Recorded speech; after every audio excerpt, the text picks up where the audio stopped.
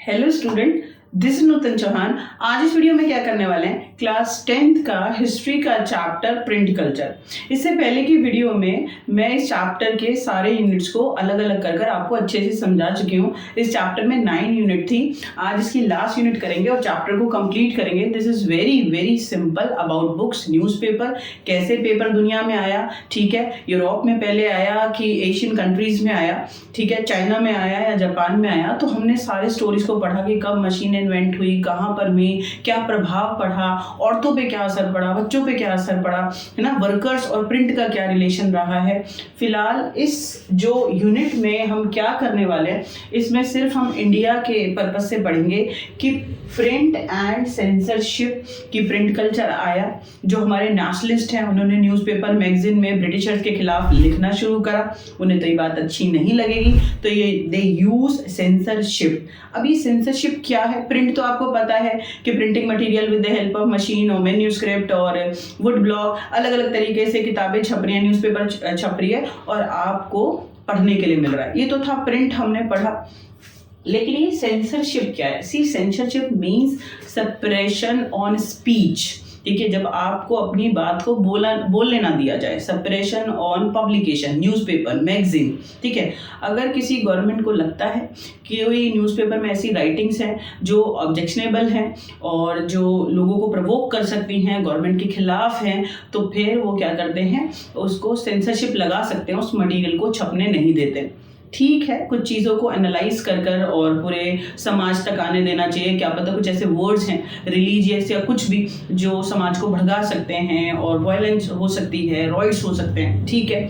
But Britishers ने इसे हथियार को क्यों यूज़ करा? सेंसरशिप को यूज़ करा नेशनलिस्ट जो आंदोलन चला रहे हैं अंग्रेज़ों के खिलाफ, ठीक है, स्वराज के लिए, आज़ादी के लिए, उसको सप्रेस करने के लिए कि जो नेशनलिस्ट के विचार हैं वो लोगों तक ना पहुँचे और वो भड़का ना पाए जनता को। किसके खिलाफ? अंग्रेजों के खिलाफ। तो लेट्स टॉक अबाउट कि प्रिंट और सेंसरशिप क्या है, क्या हुआ, क्या स्टोरी है, क्या नेशनलिस्ट सेंसरशिप लगाने से रुक गए। देखें, आपको सारी चीजों का जवाब मिल जाएगा। It's very very simple. देखो, बिफोर 1798, ठीक है, अगर मैं 1798 तक बात करूं, 200 सालों तक आपके देश में रहे, एक दो दिन तो रहे नहीं है, तो 1798 तक तो कॉलोनियल स्टेट माने British government under the east India company. आपको पता है पहले ईस्ट इंडिया कंपनी ही इंग्लैंड से आई और उसने हमारे देश में एक्सपोर्ट इंपोर्ट करा, ठीक है, उन्हीं को मोनोपोली राइट था इंग्लैंड से जब वो आए, ठीक है, ट्रेड का। तो East India Company was not too concerned with the censorship. जब वो शुरू में आए थे ना, और 1798 तक जब, ठीक है, यहाँ तक तो उन्होंने सेंसरशिप पे ध्यान नहीं दिया कि हाँ भाई न्यूज़पेपर पे, मैगजीन पे सेंसरशिप लगाने की ज़रूरत है। बट अगर आप ईस्ट इंडिया कंपनी को पढ़ेंगे, आप बड़े होंगे, अभी बुक में इतना डिटेल में नहीं है। ईस्ट इंडिया कंपनी को इंग्लैंड से आई थी, ट्रेड के लिए आई थी। बाद में आपको पता है एक्सपेंड पावर, धीरे धीरे यहाँ के राजाओं को हराया उन्होंने, ठीक है, अपने प्लासी, बक्सर सबको पढ़ा, बंगाल पे कैसे कब्जा करा, पंजाब पे कैसे करा, ठीक है, अलग अलग पॉलिसीज लगा के। तो ईस्ट इंडिया कंपनी ना अपने ओन बेनिफिट के लिए, जो उसके ऑफिशियल्स थे वो अपना ट्रेड अलग चला रहे हैं, एक्सप्लॉइट कर रहे हैं, ज्यादा टैक्स ले रहे हैं, तो उन्होंने ना भ्रष्टाचार करना शुरू कर दिया। अब भाई वो तो न्यूज़पेपर में जो हैं लोग वो छापेंगे, तो ईस्ट इंडिया कंपनी डरने लगी कि जो हम यहाँ पर करप्शन कर रहे हैं, और ये बात इंग्लैंड तक चली गई, तो भैया हमारा मोनोपोली राइट तो हमसे छीन जाएगा। बात समझ में आई आपको? तो तब उन्होंने सोचा कि न्यूज़पेपर पर सेंसरशिप लगाना जरूरी है। अगर हमारा क्रिटिसिज्म स्प्रेड हुआ और लंदन तक पहुंच गया, इंग्लैंड तक पहुंच गया, तो बड़ी मुसीबत हो जाएगी। वो तो हमसे अधिकार छीन लेंगे, और जो कि बाद में छीना, आपको पता है 1857 के बाद, ठीक है। अब जरा देखो, the company was worried that such criticism might be used by its critics in England and attack its trade monopoly in India। यानी जो ईस्ट इंडिया कंपनी है, कब उसने सेंसरशिप के बारे में सोचना शुरू करा? When they worried about criticism, ठीक है, about their own company. East India company को लगा कि जब हमारा क्रिटिसिज्म न्यूज़पेपर में, मैगजीन में छपेगा, तो भैया ये तो इंग्लैंड तक चला जाएगा, और जो हमारा मोनोपोली राइट है, इंडिया में सिर्फ हम ही व्यापार कर रहे हैं, इंग्लैंड से और कोई कंपनी नहीं आई है, तो हमसे छीन के किसी और को दे देंगे तो हमारा नुकसान हो जाएगा। तो इस डर से उन्हें लगा कि हाँ, न्यूज़पेपर्स पर या प्रिंटिंग मटेरियल पर कंट्रोल करना जरूरी है, हमारा क्रिटिसिज्म नहीं छपना चाहिए। इतनी बात आपको समझ में आई कि शुरुआत कहाँ से हुई, कब उनके ब्रेन में आया कि हाँ सेंसरशिप जरूरी है, कंट्रोल करना न्यूज़पेपर को। चलो step 2 control printing presses in India. ये बहुत इंपॉर्टेंट है, 5 नंबर का क्वेश्चन है, 3 नंबर का क्वेश्चन है, 2 नंबर का क्वेश्चन है, 1 नंबर के लिए उठा देंगे। आज आपको ये सीख लेना चाहिए कि जो ईस्ट इंडिया कंपनी है, ब्रिटिश ऑफिशियल्स हैं, दे वरीड, ठीक है, about their criticism if it was spread, ठीक है, और इंग्लैंड तक चला गया तो भैया उनके लिए तो बहुत खतरा होने वाला था, ठीक है, उनका मोनोपोली राइट छीन जाता, तो कुछ तो करेंगे ना। Let's talk about step to control printing presses in India. Bharat में कैसे कैसे, ठीक है, ब्रिटिश गवर्नमेंट ने स्टेप लिए एक एक करके, ताकि जो प्रिंटिंग मटेरियल है उसको कंट्रोल किया जा सके, उनके खिलाफ कोई क्रिटिसिज्म ना छपे। देखें सबसे पहला point, by the 1820 the Calcutta supreme court, ठीक है, आपसे ऑब्जेक्टिव में पूछ लेंगे, बॉम्बे कोर्ट नहीं, Calcutta supreme court pass certain regulation to control press freedom. ये पहला स्टेप है, पहली बार कलकत्ता सुप्रीम कोर्ट ने कुछ रूल एंड रेगुलेशंस इंप्लीमेंट करे कि प्रेस में को कंट्रोल किया जा सके, ठीक है, इतनी बात समझ में आ गया। The company began encouraging publication of the newspapers that would celebrate British rule.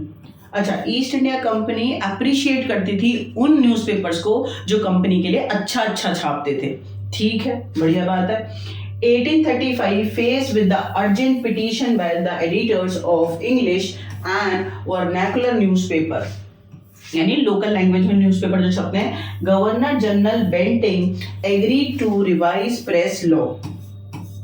यानी बहुत सारी पिटीशन 1835 में डली कि भाई न्यूज़पेपर्स के ऊपर कुछ कंट्रोल होना चाहिए, तो गवर्नर जनरल उस टाइम पे हेड कौन है, उस टाइम पे हैं, आपको याद रखना है, जनरल बेंटिंग, ठीक है, गवर्नर जनरल बेंटिंग उस टाइम पोजीशन पर हैं, ठीक है, ऑफिशियल हैं। ये एग्री हुए कि हाँ प्रेस लॉ थोड़े से सख्त होने चाहिए और प्रिंटिंग प्रेस पे कंट्रोल होना चाहिए कि वो गवर्नमेंट का क्रिटिसिज्म ना छाप सकें, ठीक है।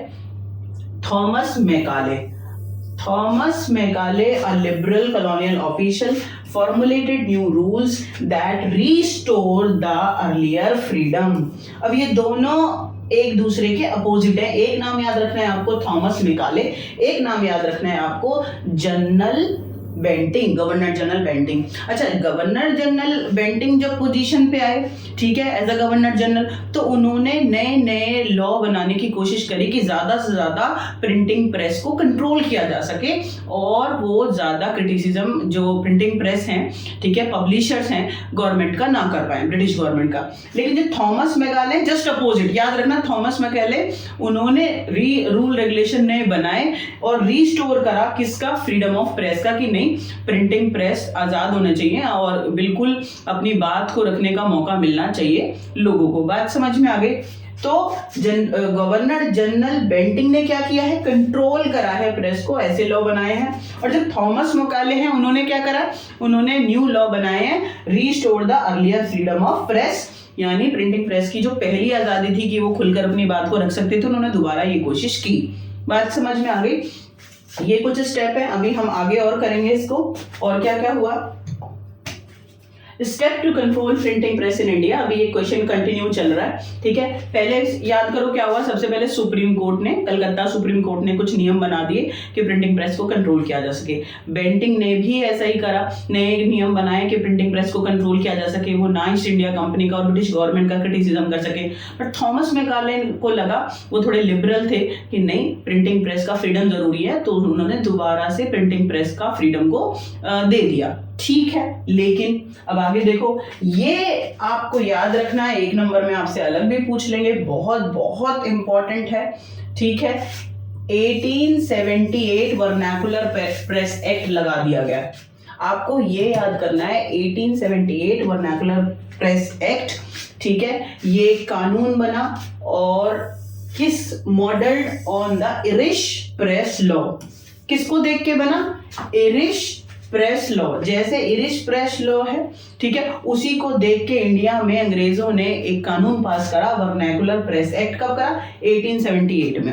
अकॉर्डिंग टू इट अगर कोई भी भारतीय भाषा में लोकल लैंग्वेज में छपने वाला न्यूज़पेपर है, मैगजीन है, कोई भी प्रिंटिंग मटेरियल है, अगर उसमें कोई भी ऐसे वर्ड्स हैं, सेंटेंसेस हैं जो ब्रिटिश गवर्नमेंट को क्रिटिसाइज कर रहे हैं, उनके काम को क्रिटिसाइज कर रहे हैं, तो ब्रिटिश गवर्नमेंट पहले वार्न करेगी। अगर वार्न नहीं वो समझेंगे वार्निंग को, तो उनके पब्लिकेशन हाउस को क्या कर लिया जाएगा, सीज कर लिया जाएगा, उनसे जब्त कर लिया जाएगा मशीन को, उन्हें छपने वो आगे काम नहीं कर सकते और उन्हें पनिशमेंट भी दी जाएगी।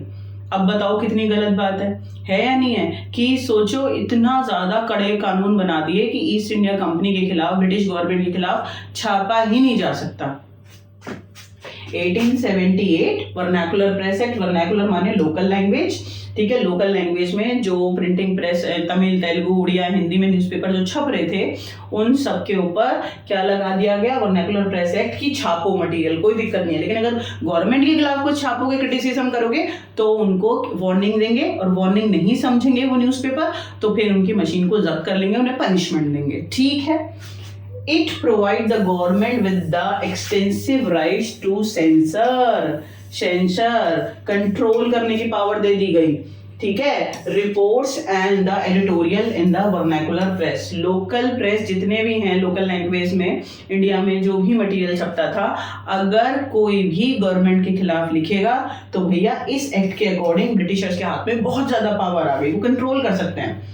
From now on, the government kept regular tracks on the vernacular newspaper published in different provisions. Provinces माने क्षेत्र, अलग अलग क्षेत्रों में, पंजाब, हरियाणा, ठीक है, उड़ीसा, दिल्ली, जहां पर भी लोकल लैंग्वेज में न्यूज़पेपर छप रहे थे, उन सबको गवर्नमेंट ट्रैक करने लगी। और फिर क्या करा, when a report was judged as a seditious माने अगर कुछ ऐसा लगता था कि गवर्नमेंट के खिलाफ लिखा जा रहा है, ठीक है, seditious, the newspaper was warned, newspaper को पहले वार्न किया जाता था। And if the warning was ignored, newspaper वाले नहीं मान रहे अंग्रेजों के खिलाफ, क्रिटिसिज्म छाप ही रहे हैं, तब the press was liable to be seized, उस प्रेस पे कब्जा कर लिया जाता था, छीन लिया जाता था, ठीक है। And the printing machinery confiscated, printing machine को जब्त कर लिया जाता था। अब आप दिमाग में भर लो, अगर ये आया तो it's very very simple. Britishers became our administrative head for 200 years, they exploit every social community. But हुआ क्या बेटे, जब उन्हें लगा कि न्यूज़पेपर में तो उनका क्रिटिसिज्म छप रहा है, मैगजीन में, वर्नाकुलर लैंग्वेजेस में, लोकल लैंग्वेजेस में, तो उन्होंने कानून बनाने शुरू करे, सक्सेशन, ठीक है, सेंसरशिप लगाया। क्यों लगाया? ताकि कोई उनके खिलाफ कोई क्रिटिसिज्म ना कर पाए। बात समझ में आ गई? Supreme Court to governor general Bentinck भी याद रखना है आपको, और वर्नाकुलर प्रेस एक्ट 1878 भी आपको याद रखना है, ये बहुत इंपॉर्टेंट है, ठीक है। आगे चलते हैं, ये आज के लिए लास्ट है और इसके बाद ये चैप्टर कंप्लीट हो जाएगा, मैंने आपको अच्छे से करा दिया। अब एक बात बताओ, अगर अंग्रेज ऐसा कर रहे हैं कि वो वर्नाकुलर प्रेस एक्ट लगा रहे हैं कि कोई भी जो हिंदी या किसी भी लोकल लैंग्वेज में अंग्रेजों का क्रिटिसिज्म छप रहा है तो वो ना छपे, तो जो नेशनलिस्ट हैं, जिन्हें अंग्रेजों से आज़ादी दिलानी है, आंदोलन चल रहे हैं, वो चुप बैठ जाएंगे कि ठीक है भैया, अब तो सेंसरशिप लग गई प्रेस पे, वर्नाकुलर प्रेस एक्ट पास हो गया, अब तो हम कुछ नहीं छाप सकते, वो तो नहीं रुकेंगे। तो दिस इज अबाउट नेशनलिस्ट की उन्होंने भी प्रिंटिंग का इस्तेमाल करा, ठीक है। अंग्रेज प्रिंटिंग प्रेस में जो मटेरियल उनके खिलाफ छप रहा है उसको कंट्रोल कर रहे हैं with the help of censorship और अदर स्ट्रैटेजी। लेकिन जो नेशनलिस्ट हैं वो अंग्रेज रुक नहीं रहे हैं, वो अंग्रेजों के खिलाफ छाप रहे हैं कि भाई लोगों को पता चले, लोग प्रवोक हो, ज़्यादा से ज़्यादा लोग आंदोलनों में पार्टिसिपेट करें और फिर अंग्रेजों से मुक्ति मिल जाए देश को। यही तो है ना। तो देखो जो नेशनलिस्ट है उन्होंने न्यूज़पेपर का कैसे इस्तेमाल करा, जरा आप ध्यान से सुनेंगे। बहुत ही सिंपल है, कोई दिक्कत वाली बात नहीं है यार। स्टोरी समझ में आ जाए ना, बड़े बच्चे हैं तो फिर आप अपने आप लिख सकते हैं। आपको स्टोरी ही नहीं पता कि क्या चल रहा है तो फिर आप कैसे करोगे। देखो, a nationalist newspaper grew in number of all part of India. They reported on colonial misrule and encouraged nationalist activities. Misrule, colonial माने British rule, ठीक है, and encouraged nationalist activity. जितने भी nationalist हैं और उनके अंडर कोई न्यूज़पेपर छप रहा है वर्नाकुलर लैंग्वेज में, तो उन्होंने जमकर colonial गवर्नमेंट के जो मिसरूल है, वो कितने गलत तरीके से गवर्नमेंट चला रहे हैं, लोगों को एक्सप्लॉइट कर रहे हैं, उसके बारे में लिखा। प्लस ऐसी चीजें लिखी जिससे जो नेशनलिस्ट फीलिंग है लोगों में बढ़े, ठीक है, लोग अंग्रेजों के खिलाफ हो जाएं। बात समझ में आ गई। और क्या करा उन्होंने, अटेम्प्ट्स टू थ्रॉटल, थ्रॉटल का मीनिंग होता है दम घोटना। अगर nationalist criticism provoked militant protest, this in turn led to the renewed cycle of the persecution and protest। भैया जब नेशनलिस्ट न्यूज़पेपर में जमकर बुराई कर रहे हैं अंग्रेजों की, तो वो चुप बैठ जाएंगे? जी नहीं, वो इन नेशनलिस्ट का, इन प्रिंटिंग प्रेस का दम घोटने का पूरी कोशिश करेंगे कि ये चुप बैठ जाएं, नहीं तो जनता भड़क जाएगी। ठीक है, तो अंग्रेजों को तो उन्हें चुप कराना है। आगे देखो, व्हेन पंजाब रेवोल्यूशनरीज, पंजाब के जो रेवोल्यूशनरीज हैं, क्रांतिकारी, वर डिपोर्टेड इन 1907। पता है क्या हुआ? 1907 में पंजाब के क्रांतिकारियों को डिपोर्ट कर दिया गया। डिपोर्ट का मतलब क्या होता है? उन्हें देश से निर्वासित कर दिया, निकाल दिया। अंग्रेजों ने सजा सुनाई कि अब क्रांतिकारी हैं, आप लोगों को भड़का रहे हैं ब्रिटिश गवर्नमेंट के खिलाफ, तो क्या करा, उनको डिपोर्ट कर दिया 1907 में। पंजाब के या कलकत्ता के? पंजाब के रेवोल्यूशनरीज को। ठीक है, तो जो ये बाल गंगाधर तिलक है, ठीक है, बहुत बड़ा नाम है, बाल Gangadhar Tilak wrote the great sympathy about them in his Kesari. Kesari, ठीक है, उनके न्यूज मैगजीन का नाम है। इसमें बाल गंगाधर तिलक ने लिखा कि अंग्रेज कितना अत्याचार कर रहे हैं पंजाब के रेवोल्यूशनरीज के ऊपर, उनको बहिष्कृत कर दिया, उनको देश से निकाल दिया 1907 में। तो उनके कंडीशन के बारे में और जो उनके साथ पास अत्याचार हुआ है पंजाब रेवोल्यूशनरी के ऊपर, अंग्रेजों ने किया, उसके बारे में जमकर बाल गंगाधर तिलक ने लिखा। अब अंग्रेज चुप बैठ जाएंगे? अंग्रेज सजा देंगे। क्या चल रहा है? प्रिंटिंग जो है वो एक हथियार बन गया है, ठीक है, देश की आज़ादी के लिए। अब नेशनलिस्ट तो गवर्नमेंट के खिलाफ लिख रहे हैं, ब्रिटिश गवर्नमेंट के खिलाफ, और जो अंग्रेज हैं वो नेशनलिस्ट को चुप कराने की कोशिश कर रहे हैं। समझ में आ गई आपको? इतनी सी बात है। तो बाल गंगाधर तिलक ने अपने केसरी मैगजीन के अंदर लिखा कि पंजाब के रेवोल्यूशनरीज के ऊपर अत्याचार हो रहा है। This led to his imprisonment in 1908। अंग्रेजों ने बाल गंगाधर तिलक को जेल में डाल दिया कि अच्छा तुम गवर्नमेंट के खिलाफ लिखोगे, ठीक है। अब इससे जनता भड़क गई, provoking in turn wide spread. जब बाल गंगाधर तिलक को जेल में डाला गया तो पंजाब की जो पब्लिक है वो पूरा भड़क गई और ये पूरे में क्रांति फैल गई। बात समझ आ गई? It's very very simple. This is just a example कि प्रिंटिंग प्रेस लोगों को कैसे प्रोवोक कर सकती है, ठीक है, लोगों को क्रांतिकारी बना सकती है। कैसे नेशनलिस्ट ने न्यूज़पेपर्स को, मैगजीन को यूज करा, शब्दों को यूज करा समझाने के लिए लोगों को कि अंग्रेज जो है वो बहुत ही अत्याचारी गवर्नमेंट है और हमें इन्हें देश से निकालना है। और अंग्रेजों ने पूरी कोशिश करी कि जो प्रिंटिंग प्रेस हैं, वर्नाकुलर लैंग्वेजेस में, जो लोकल लैंग्वेजेस में न्यूज़पेपर छप रहे हैं, उन्हें कंट्रोल करने की। एक छोटा सा क्वेश्चन है इसके अंदर, 9th यूनिट में चाहते तो इसको कहीं और ऐड कर सकते थे, लेकिन भारत की आज़ादी से रिलेटेड हो गया तो यूनिट अलग बना दी। सिर्फ एक क्वेश्चन कि प्रिंटिंग एंड सेंसरशिप, अंग्रेजों ने सेंसरशिप क्यों इस्तेमाल करा, कैसे वर्नाकुलर प्रेस एक्ट लगाकर, ठीक है, और जो लोकल लैंग्वेज में न्यूज़पेपर हैं, मैगजीन है, उनको कंट्रोल किया गया, उनको दबाया गया कि अंग्रेजों के खिलाफ ना छपे। लेकिन आपको याद रखना है कि देश को आज़ादी मिली और नेशनलिस्ट चुप नहीं हुए, लगातार क्रिटिसिज्म न्यूज़पेपर्स में और मैगजीन्स में छपता रहा। तो दिस इज अबाउट नेशनलिस्ट, ठीक है, नेशनलिस्ट सेंटिमेंट्स, और आपको बिल्कुल अच्छे से समझ में आना चाहिए। आज ये यूनिट पूरा कंप्लीट हो गया और ये चैप्टर भी कंप्लीट हो गया, ठीक है। हमने पूरा हिस्ट्री पढ़ ली है, हमने पूरा मैंने आपको सिविक्स के सारे चैप्टर ना अपलोड कर दिए हैं, इको और ज्योग्राफी भी मैं डाल दूंगी। आप अपनी 10th की तैयारी अच्छे से करो, चैप्टर्स को सुनते रहो, वीडियोज में समझते रहो और create in your own words, decorate your answer, ठीक है। आपके एग्जाम आने वाले हैं और आप अच्छा करने वाले हैं, आप 90 से 100 के बीच में रहेंगे। तो पढ़ते रहो, खुश रहो, मस्त रहो, ठीक है।